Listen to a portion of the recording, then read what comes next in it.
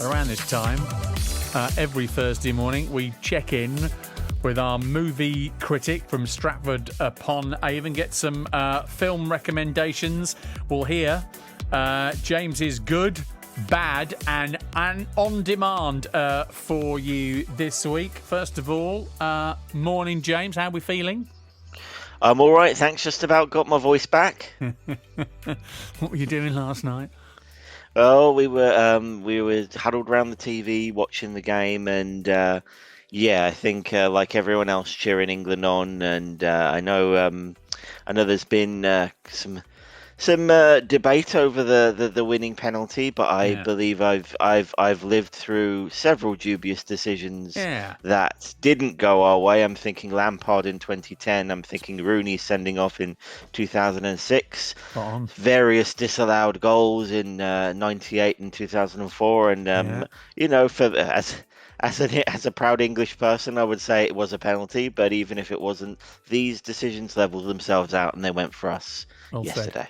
Well said, James. Very well said, indeed. And just before we get into your good, bad, and on demand for this week, let's have just a moment, because I saw you tweet about this earlier on this week when the news emerged. Richard Donner has passed away this week. For those people who won't be familiar with Richard's work, maybe a quick tribute from you to his work as a director.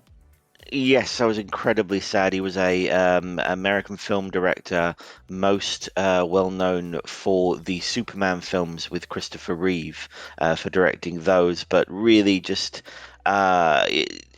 if whatever genre you're into, horror, he made The Omen, Lethal Weapon, Scrooge with Bill Murray, Maverick with Mel Gibson. He produced the X-Men films in Any Given Sunday. He was just a wonderful director that brought so many stories. The Goonies, the fast classic family film, and he was a tremendous director, but really was behind a lot of the way blockbusters were made, are produced, are enjoyed. He was a fantastic studio director, he was described as. I think just knew what made the movies magic. I know particularly the Superman movies mean a lot to me, and I think formed the way I love movies, and a lot of people love movies, and the way we look at superhero movies today. Warner Brothers describing him as a pioneer of the modern superhero horror and action genre. Richard Donner passed away early this week at the age of 91. Let's go on to your good, bad and on-demand choices then, starting with the good for this week.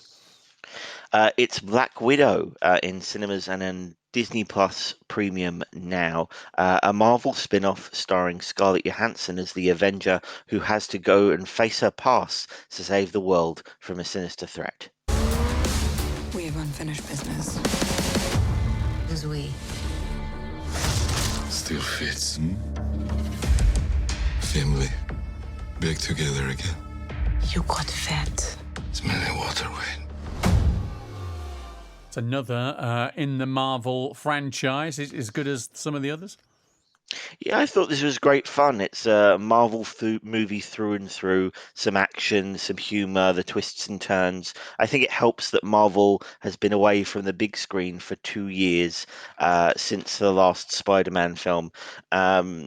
Absence makes the heart grow fonder, but also there's some great performances from Scarlett Johansson and Florence Pugh, who plays her on-screen sister, Rachel Weisz, who you just heard then, and David Harbour, who you also heard trying on his old suit. They're all sort of her old family that she has to go back to. It's, I think, a very enjoyable blockbuster. Okay, it is Black Widow and...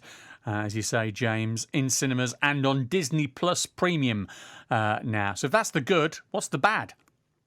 The bad is The Tomorrow War on Amazon Prime now. Chris Pratt stars in a sci-fi action film about a man from the present drafted into a fight a war in the future.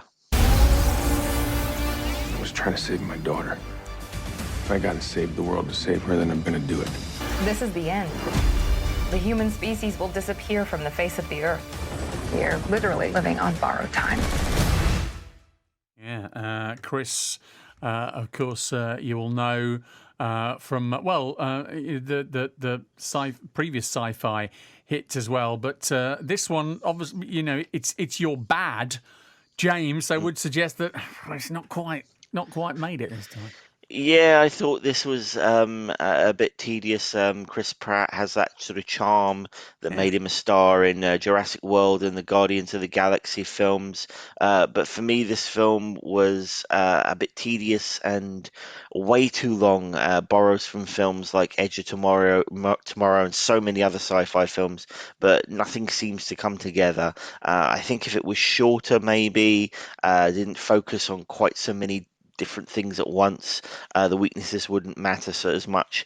But as it is, it's just a bit of a slog for me. And I think particularly when it's something on demand that's skippable, if things start to drag, that for me that often means it is even paused or stopped. And yeah, for me, not so much. Not holding your attention if you're doing that, really. Amazon Prime available for the Tomorrow War. So that's the bad. What's your on demand for this week?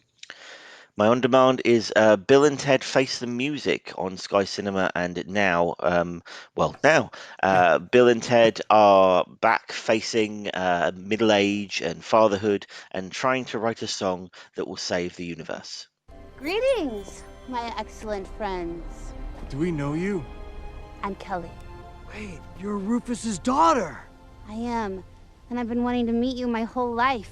It must be very disappointing. Obviously, this a spin-off from the original, which was, from, I don't know, you tell me, James. I mean, it feels like it was an 80s film the first time out, probably 90s film, but brought Keanu Reeves back out into that role again. Yes, the first film was the late 80s. Its follow-up was 1991, I believe. So this is 30 years in the making. It was one of the few films that actually came out in cinemas last summer, and I thought this was lovely, very funny. Keanu Reeves and Alex Winter, who you heard there, just slipping back into their roles, and it just a lovely message as well. Sort of something very hopeful for these times. Good stuff, James. Always good to hear from you. Got any plans for Sunday for the final? I think I got a very hopeful message from my sister. You don't want to jinx it, but before the match, we said if fingers crossed they make it, I will be heading down to London to watch it with my nephews and my family. And it's my nephew's 9, so this is the first tournament he's really sort of engaging with, and what a memory for him. Joyous. That would be joyous if they go on and win it as well. Always good to hear from you, James. Appreciate your time. Thanks very much indeed. Thank you. Movie critic from Stratford upon Avon, and always good to get James's thoughts every week. They're good, they're bad, and they're on-demand picks for you on BBC CWR. 8 minutes to 9. Saturday mornings on